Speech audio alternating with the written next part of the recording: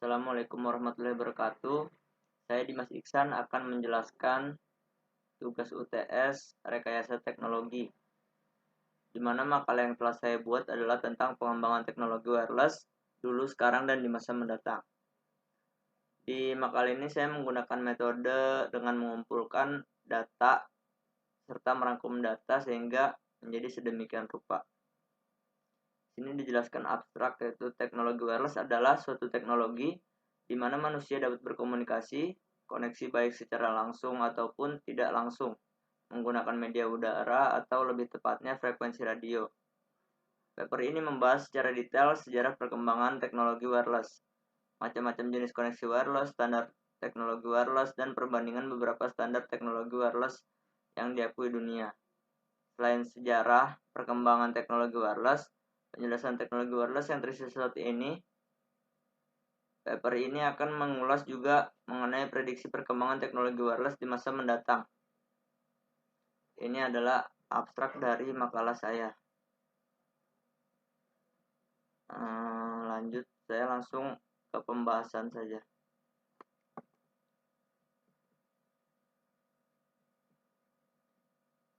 Di sini saya membahas sejarah wireless. Saya akan membacanya sedikit. Sejarah wireless dimulai dari pertama kali terbentuknya suatu teknologi radio yang ditemukan dan dikembangkan oleh Guglielmo Marconi pada tahun 1896. Ia adalah orang Italia yang berkunjung ke Eropa untuk mengembangkan serta mendapatkan hak peran atas penemuannya, yaitu telegram wireless. Teknologi ini diadopsi oleh salah satu perusahaan telegram terbesar saat itu di Eropa, yaitu British Post Office Telegraph. Dengan dukungan ini, perusahaan tersebut telegram wireless berhasil mengirim telegram tanpa kabel kurang lebih sejauh 1,75 mil. Kita lanjut ke pembahasan selanjutnya. IEEE. Mungkin beberapa orang yang bergerak di bidang teknologi informasi tidak asing lagi dengan organisasi ini. Menurut situs resmi, organisasi ini merupakan singkatan dari Institute of Electrical and Electronic Engineer. Organisasi ini merupakan suatu badan dari organisasi non-profit, fokusnya bukan untuk mencari keuntungan, yang bersifat profesional dan internasional. Kita lanjut ke pembahasan berikutnya. Bluetooth. Bluetooth merupakan teknologi yang mendasarkan pada standar IEEE 802.15. Teknologi ini difokuskan untuk Personal Area Network atau PAN, dan memang dikembangkan untuk menyediakan hubungan interkoneksi antara alat mobil kecil seperti telepon seluler, notebook, PDA, dan lain-lain. Jadi jika dilihat dari segi jarak, jangkauannya, dan segi kecepatan transmisi data, sudah pasti kalah dari teknologi untuk LAN atau jaringan lainnya yang lebih besar. Bluetooth pada masa ini sudah digunakan oleh orang pada umumnya untuk melakukan komunikasi atau transfer data dalam ukuran kecil dan dengan jangkauan jarak yang tidak begitu jauh pula. Menurut standar 802.15, Bluetooth menggunakan frekuensi radio pada frekuensi 2.402 GHz sampai 2480 GHz. Salah satu keuntungan Bluetooth adalah dapat secara otomatis menghindari gangguan dari luar dengan cara mengurangi jangkauan jarak sekitar 10 meter. Pengurangan jarak ini dapat mengurangi risiko terganggunya Bluetooth dengan gangguan yang berasal dari luar. Hal ini juga membawa keuntungan lain, yaitu dengan berkurangnya jangkauan jarak dari Bluetooth, secara otomatis Bluetooth juga akan mengurangi konsumsi energi listriknya. User dapat dengan tenang berkomunikasi, sebab walaupun dengan energi listrik yang rendah, sinyal radio Bluetooth tidak akan melemah dan langsung terputus apabila menemui halangan seperti tembok dan benda lainnya. Kita lanjut ke pembahasan berikutnya.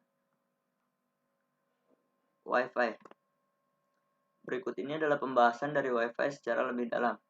Mungkin ada beberapa yang masih bingung hubungan antara istilah Wi-Fi dengan standar 802.11 sendiri. Wi-Fi merupakan singkatan dari Wireless Fidelity. Istilah Wi-Fi sendiri pertama kali dipublikasikan oleh Wi-Fi Alliance. Wi-Fi Alliance merupakan suatu organisasi khusus mengeluarkan sertifikat bahwa suatu produk dari berbagai vendor telah memenuhi standar 802.5.11 yang telah dibuat oleh IEEE. Wi-Fi Alliance bersifat non-profit dan internasional. Jadi hubungan antara standar 802.11 dan istilah Wi-Fi adalah membuat standar 802.11. Sedangkan Wi-Fi Alliance mengetes produk mengeluarkan sertifikat Wi-Fi untuk produk tersebut apabila hasil tesnya menunjukkan bahwa produk tersebut telah memenuhi standar.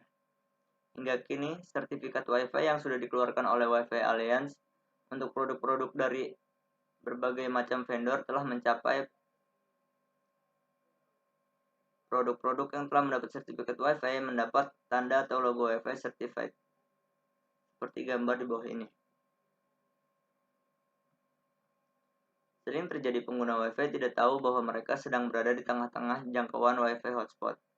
Hal ini mungkin karena alat Wi-Fi hotspot itu sendiri berukuran kecil, serta gelombang radionya tidak dapat dirasakan kehadirannya oleh manusia yang tanpa memakai alat apapun juga. Oleh karena itu, Wi-Fi Alliance mengadakan program untuk sertifikasi daerah-daerah yang masuk dalam jangkauan Wi-Fi hotspot. Daerah-daerah yang masuk dalam jangkauan Wi-Fi hotspot ditandai dengan logo Wi-Fi Zone seperti gambar 2. Kita lanjut ke pembahasan berikutnya.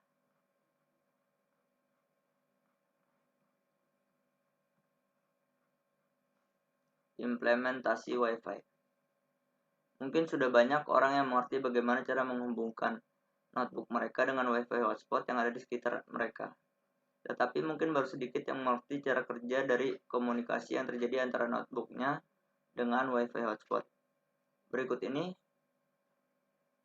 mungkin bukan penjelasan yang lengkap dan detail, tetapi cukup untuk memahami apa yang terjadi pada saat notebook seseorang terhubung dengan internet menggunakan Wi-Fi. Pertama kali yang perlu kita siapkan adalah user harus mempunyai notebook yang dilengkapi dengan wireless transmitter. Biasanya notebook masa kini sudah dilengkapi dengan built-in wireless transmitter. Tetapi jika notebook belum dilengkapi dengan wireless transmitter, user dapat membeli sebuah wireless adapter. Setelah semua perlengkapan lengkap, user perlu menuju ke tempat di mana mendapatkan jangkauan wireless. Setelah itu, barulah user dapat melakukan komunikasi internet via wireless. Pada saat klien atau user yang menggunakan notebook request ke Wi-Fi hotspot, maka wireless adapter yang ada di komputer akan mengubah data diri komputer menjadi sinyal radio. Setelah itu, baru mengirim sinyal radio tersebut ke Wi-Fi hotspot dengan menggunakan antena. Sinyal radio yang telah dikirim tersebut kemudian akan diterima wireless router. Berikutnya, wireless router akan mendekode sinyal radio yang ditangkap tersebut, lalu meneruskan request tersebut ke internet dengan menggunakan kabel fisikal dengan koneksi kabel Ethernet. Hal yang sama juga terjadi bila sebaliknya. Komunikasi atau data dikirimkan dengan wireless hotspot kepada komputer klien. Misalnya untuk mengirimkan dan menampilkan halaman google.com yang direquest oleh klien sebelumnya. Maka, dari wireless router akan mengubah data halaman google.com menjadi sinyal radio dan mengirimkan sinyal radio tersebut kepada wireless adapter pada komputer klien melalui antena. Selanjutnya, sinyal radio yang diterima akan didekode oleh wireless adapter sehingga dapat ditampilkan di komputer klien.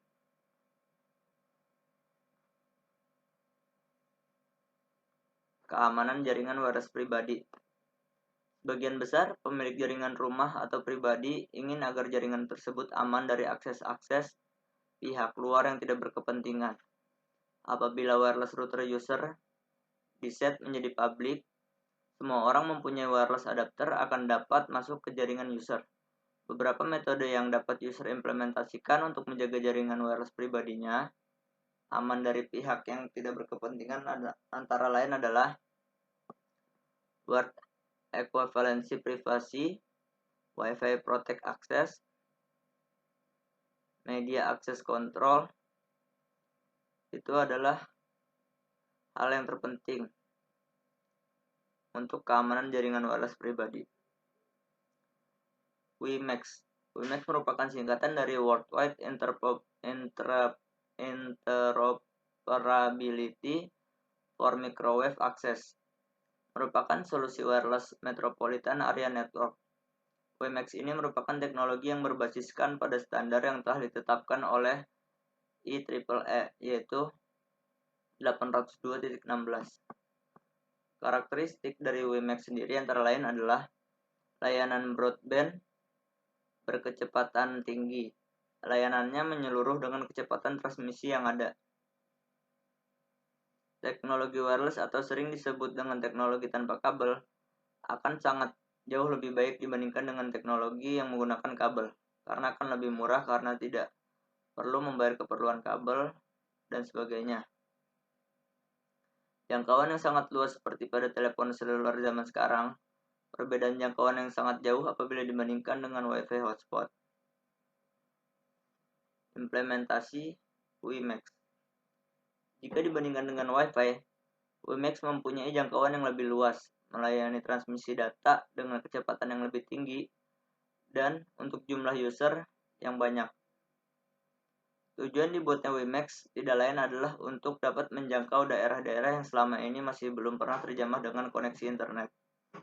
Untuk membuat suatu sistem WiMAX, pertama-tama kita memerlukan dua bagian yang paling penting, yaitu WiMAX Tower yang mempunyai konsep kerja yang sama dengan tower yang digunakan pada telepon seluler. WiMAX Tower bertugas untuk mentransmit dan menerima WiMAX Tower mempunyai jarak jangkauan yang sangat luas sekali, sekitar 8.000 km². WiMAX Receiver yang memiliki konsep kerja kurang lebih sama dengan wireless adapter yang ada pada sistem Wi-Fi. Bentuknya kurang lebih sama seperti sebuah box atau sebuah PCMCIA card, ataupun mungkin juga dapat dibuat built-in pada notebook.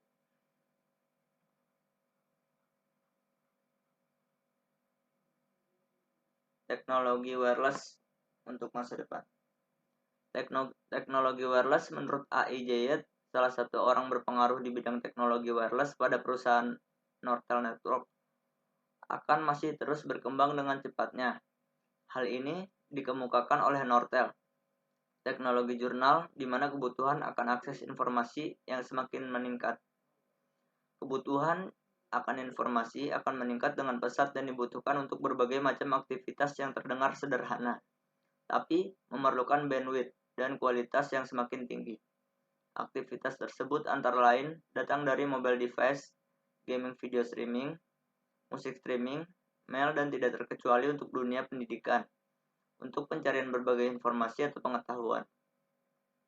Kebutuhan inilah yang mendorong manusia untuk selalu mengembangkan teknologi wireless. Selain itu, karena tidak semua area dapat dijangkau oleh media kabel, wireless merupakan solusi yang paling memungkinkan untuk saat ini. Saat ini banyak diciptakan microchip dapat ditanamkan pada beberapa peralatan, mulai dari peralatan rumah tangga yang paling sederhana hingga perangkat medis yang paling rumit sekalipun. Microchip praktis ini banyak dibangun dan ditanamkan ke home appliance yang berasal dari Jepang.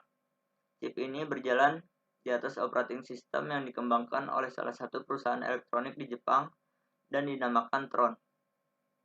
Microchip ini digunakan untuk berbagai keperluan dan mulai menyimpan data hingga melakukan pemrosesan data hingga menjadi informasi yang berguna bagi manusia. Bayangkan jika chip-chip ini dapat dimanfaatkan secara jarak jauh dan baik. Tidak hanya informasi yang berharga yang didapat dari chip-chip tersebut, tapi juga mampu melakukan sesuatu atau apapun dari jarak jauh. Tentunya, teknologi masa depan ini membutuhkan koneksi dan jaringan, atau dapat menjangkau dengan mudah dan cepat. Disinilah teknologi wireless diharapkan untuk mendukungnya, karena tidak mungkin jaringan jutaan microchip tersebut dibangun di atas media kabel. Ini merupakan contohnya.